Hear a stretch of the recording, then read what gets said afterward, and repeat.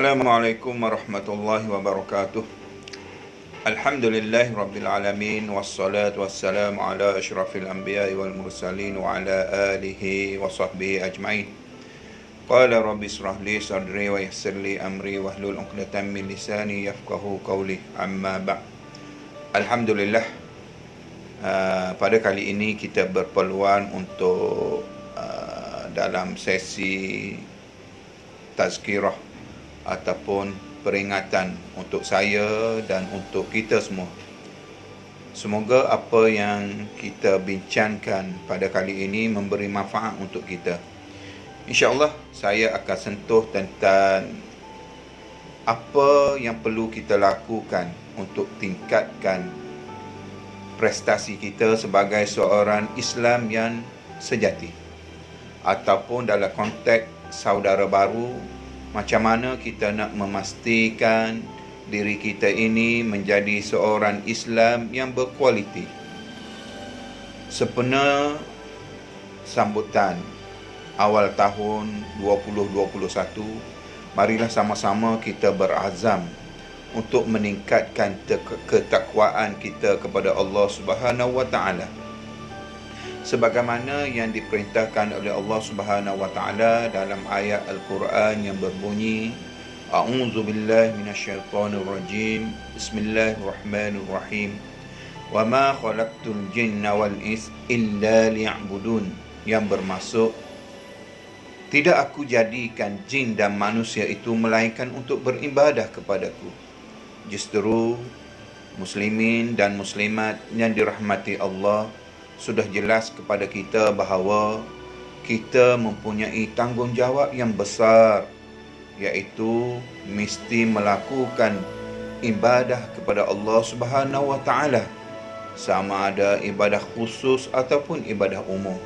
Muslimin muslimat yang dirahmati Allah sekalian, macam mana kita nak menjadi manusia sentiasa yang beramal ibadah kepada Allah, manusia yang sentiasa menambah baik dalam menjadikan kita ni dalam kehendak untuk melaksanakan ibadah kepada Allah.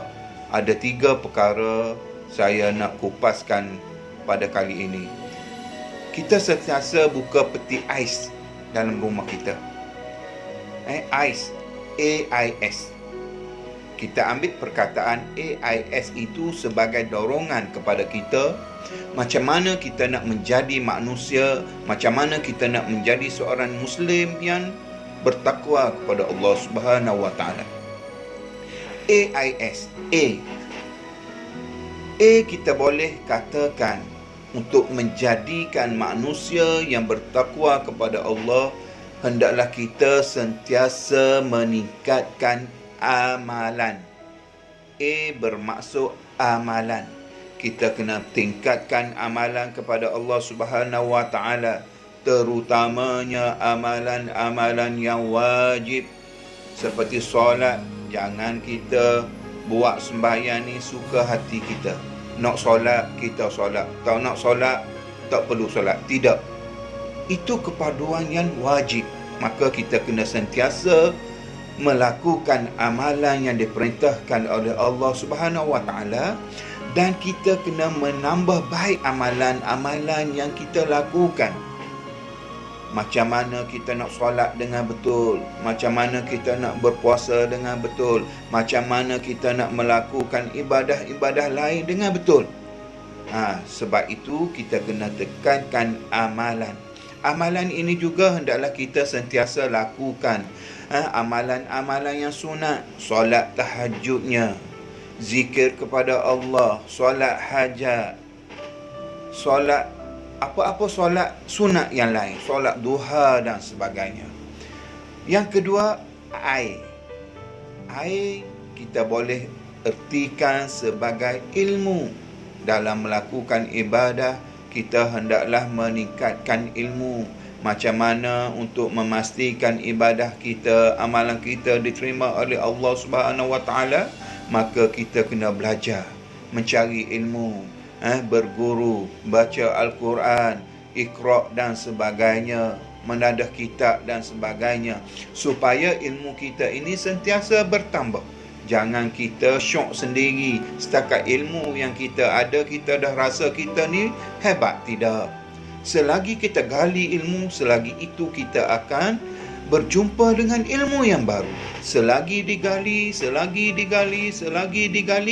maka kita akan rasa ilmu itu akan banyak lagi kekurangan dalam diri kita.